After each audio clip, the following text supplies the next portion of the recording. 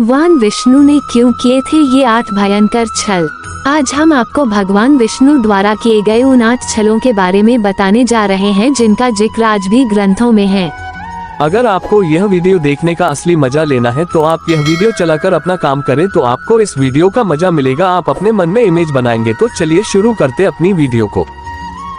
भगवान विष्णु को न सिर्फ उनकी लीलाओं के लिए बल्कि उनके छलों के लिए भी जाना जाता है।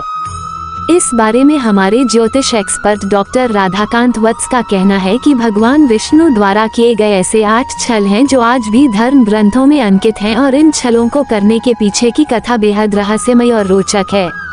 आइए जानते हैं उन छलों की कहानी के बारे में। नारद जी को बनाया बंदर। भगवान विष्णु ने एक बार नारद जी ने क्यों दिया था भगवान विष्णु को श्राप को बंदर बना दिया था।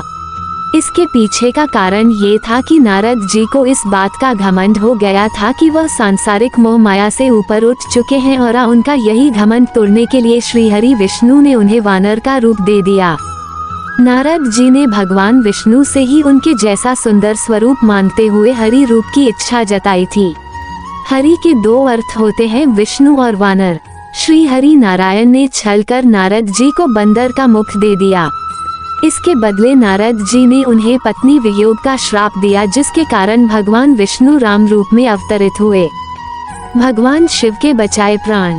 एक बार भस्मासुर नाम के एक राक्षस ने भगवान शिव की तपस्या कर उन्हें प्रसन्न कर लिया और वरदान में यह मांगा कि वह जिसके भी सिर पर हाथ रखे वह भस्म हो जाए। भगवान शिव ने भस्मासुर को वरदान दे दिया। भस्मासुर ने भगवान शिव के शीश पर हाथ रख उन्हें ही भस्म करने की कोशिश की, लेकिन शिव जी वहां से विलुप्त हो गए और भगवान विष्णु के पास सहायता के लिए पहुंचे। तब भगवान विष्णु ने सुंदर कन्या का रूप धर भस्मासुर को नृत्य के लिए प्रेरित किया और नृत्य मुद्रा के नाम पर उसके हाथ उसके ही शीश पर रखवा दिया, जिससे वह खुद ही भस्म हो गया। देवी वृंदा को छला। भगवान शिव का ही अंश जलंधर की पत्नी थी देवी वृंदा। जलंधर के भय से सृष्टि कांप उठी थी। जलंधर को हरा पाना मुश्किल था क्योंकि देवी वृंदा विष्णु भक्त थी और पवित्रता के साथ साथ सतीत्व में भी उत्तम थी। हर बार जलंधर के वध में उनकी शुद्ध और कठोर विष्णु भक्ति अड़े आ जाती थी। जब भगवान विष्णु के पास सभी देवता सहायता के लिए पहुंचे तो उन्होंने जलंधर का भेष धर देवी वृंदा के साथ पत्नी धर्म की पूजा में हिस्सा लिया। पूजा भंग हो गई क्योंकि पति के स्थान पर जलंधर के बजाय भगवान विष्णु थे और जलंधर की सारी शक्तियां क्षीण हो गईं, जिसके बाद उसका अंत महादेव ने किया। असुरों से की अमृत की रक्षा। समुद्र मंथन के दौरान जब अमृत कलश बाहर आया तब असुरों ने देवताओं से कलश छीन लिया था।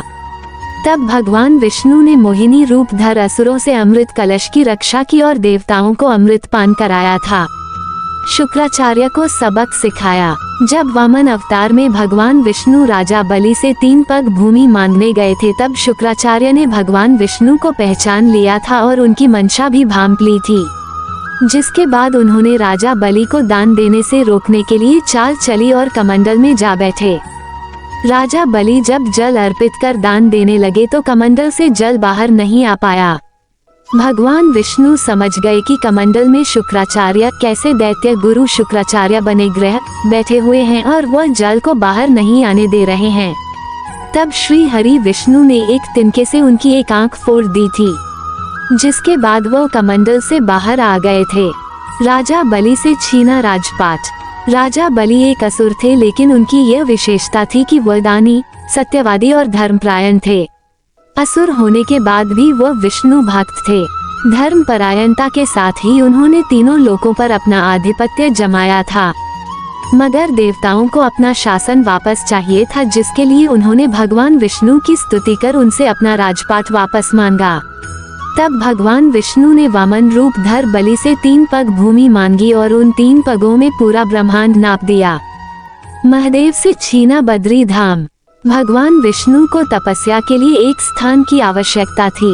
भगवान विष्णु को बद्रीधाम याद आया। जब भगवान विष्णु वहां पहुंचे तब भगवान शिव और माता पार्वती पहले से ही वहां मौजूद थे। महादेव और आदि शक्ति को कुटिया से बाहर बुलाने के लिए भगवान विष्णु ने एक बालक का रूप लिया। भगवान विष्णु कुटिया के बाहर रोने लगे। बच्चे की रोने की आवाज सुन माता पार्वती बाहर आईं और उस बच्चे को अंदर सुलाकर महादेव के साथ नदी के किनारे चली गईं। जब लौटी तो विष्णु जी तपस्या कर रहे थे, जिसके बाद भगवान शिव और माता पार्वती ने बद्री धाम छोड़ केदार धाम में निवास किया। मधु कैटब का किया संहार। मधु और कैटब नाम के दो दैत्य थे जिन्होंने ब्रह्मदेव को मरने का षड्यंत्र रचा था। ब्रह्मदेव अपनी रक्षा के लिए भगवान विष्णु के पास पहुँचे। ब्रह्मदेव ने उन्हें सारा वृतांत बताया और दोनों राक्षसों के वध की बात कही।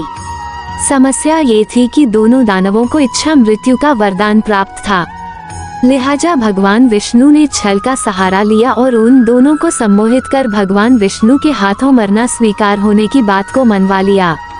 जिसके बाद दोनों दैत्यों के तथास्तु बोलते ही भगवान विष्णु ने उनका शीश अपने सुदर्शन चक्र से काट दिया। तो ये थे भगवान विष्णु के वो 8 छल।